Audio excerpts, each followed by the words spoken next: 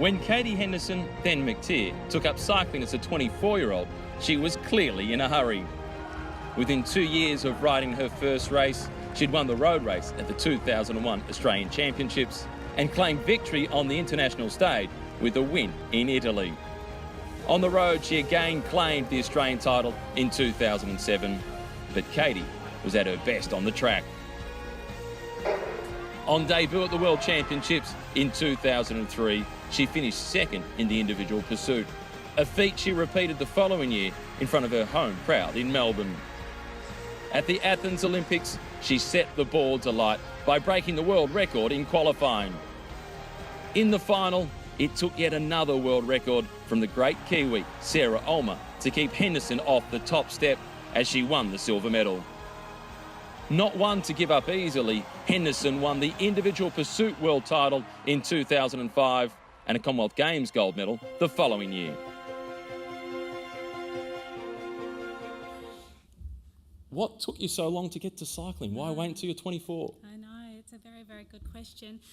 I was just very into my career, Matthew, really, and I was working in advertising. I went to Wesley College. I ran right throughout my childhood, a little athletics runner, and I feel I missed my calling, and it's very true because I was in a rush, and I have been ever since. I feel like I'm always in a rush, and I remember frequently during work in progress meetings in advertising, and I would be pretending to take the conference report and writing how I was going to get extra kilometres. So I discovered cycling and I loved it to pieces. And I told my family, I said, I'm going to quit, move home, and I got a job at the local pizza joint, and I never looked back. They thought I was crackers. So they were delighted with the education that they'd spent all that money on. Yeah, it's true. When did you think you could be world class? I gave myself very, very definite time guides. I felt that I worked very hard as a student at school. I went and did my university degree. I went and got a great job, and I thought I deserve 12 months off. Failing that, I'll return. But hoping. So I'm always been my hardest critic. And certainly when I discovered the individual pursuit, it was just suited me down to the ground because it was all based about time. So if I wasn't up to scratch, forget about it. Yeah. What's at that moment when you're sitting on the start line, the Olympic Games and the individual pursuit, and the final 10-second countdown?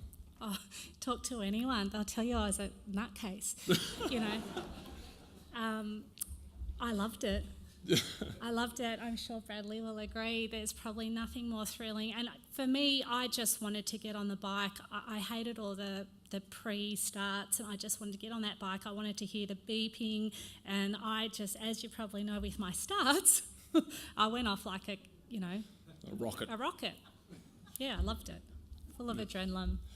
When you watch yourself on the screen, you look back at your career, what's the absolute highlight? I'd have to say, I look back and I think it was very, very special 2004. I look at our group, the preparation in Bookended, the preparation, for 4 years, but there was something very magical about the entire Australian cycling team when we entered Athens, and I remember Anna coming in swinging a gold medal thinking, oh my gosh, we can actually do this. And we did. Most of us medalled. It was incredible, and despite there was a lot of adversity at the time, I would have to say that for me, with my entire family in that arena, and the Athens track, there was something magical about it. It gives me goosebumps. Yeah, so for me, I'd have to say 2004. And today, what does this mean? I honestly, my husband, Greg Henderson, who's been, together we've done this, as well as my beautiful former coach, John Beasley, and his wife, Vicky, and they're here today. I haven't been back in Melbourne for 2 years. To receive that email in America brought tears, and I can't thank everyone, including Australian Institute of Sport, coaches, people not directly involved in the AIS. I saw Dave Kramer here. There are so many people that have gone into this, and I feel very humbled to be named and to leave it for my children to look up to and to just, I'm very, very, very thankful. So thanks very much.